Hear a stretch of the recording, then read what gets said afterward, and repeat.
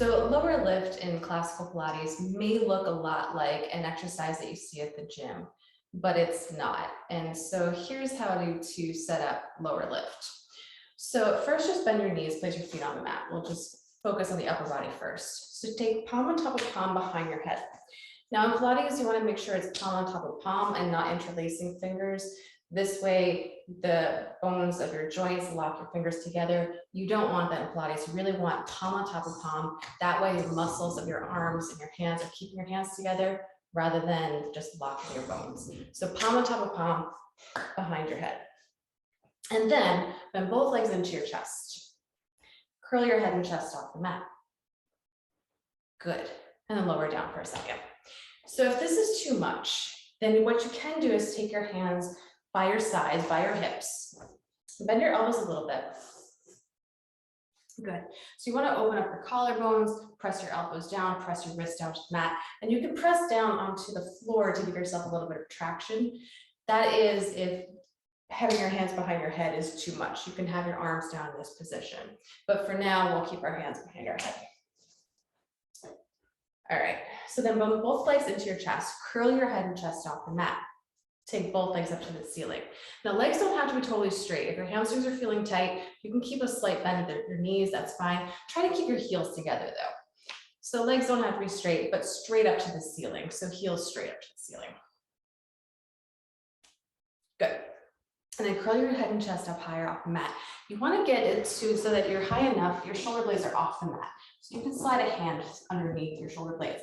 And then you're not curling up by curling your shoulders forward, but you're really curling up from your belly. So collarbones open, but head and chest curling up from your abdominals. So now you're going to lower your legs forward an inch and then lift your legs back up. Don't worry too much about the legs. So here's what's the difference between this exercise in Pilates and the exercise you might see at the gym. So legs aren't important. What's important is this hollow belly. So keeping your abdominals scooped in and up. So you want to literally look at your abdominals, make sure that they're staying in. Good. The other thing you want to do is keep these folds of your shirt.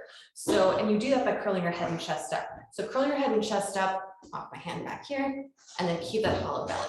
So legs aren't important. It's this hollow belly and head and chest curling up.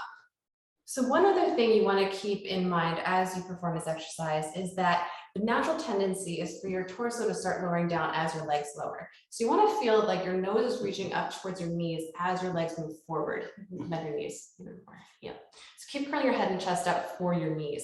Feel like you're curling your head and chest up, not moving your legs forward, keeping that belly hollow and keeping those folds of your shirt. So again, if this is too much, what you can do is soften those legs, keep your knees bent. They can be bent even more. Good. And then you can also rest your hands down to the mat, keeping your collarbones open. So the two most important things, keeping that belly hollow, keeping these folds of your shirt.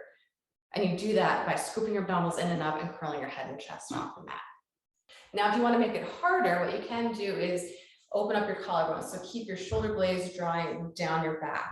So palm to palm behind your head. So keep your elbows wide, shoulder blades dropping down your back while curling your head and chest up. So not curling up by rounding your elbows forward, rounding your shoulders forward, but really curling up from your abdominals, keeping your elbows back, shoulders back.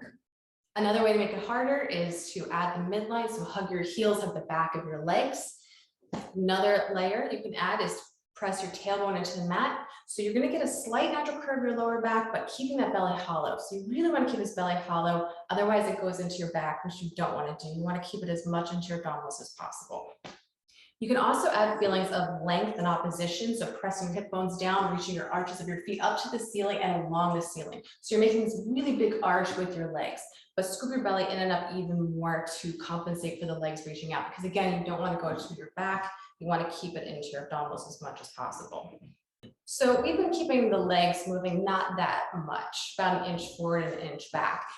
Once your abdominals are really scooped in and you're really keeping those folds of your shirt, your head and chest are curling up a lot, then you can lower your legs even more. You can even go as low as 2 inches above the mat. Don't do that. But scoop your belly in, and the further you lower your legs, the more challenge it is for your abdominals, but you don't want to lower your legs any more than you can keep your belly hollow.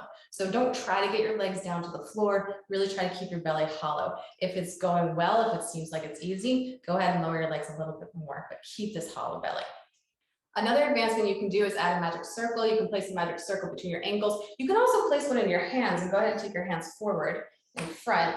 And so you can hold on to a magic circle here with your hands, feet together, and curl your head and chest up, and then lower your legs forward that way while hugging the magic circle with your hands. So a few options there. One more advancement that you can do to this exercise is play around with the rhythm. So generally the rhythm is 3 counts to lower, 1 count to come up. So a slow lower and a fast lift. As you advance, or if you feel like changing up the rhythm for one class, you can lower down 1 count and pull in 1 count.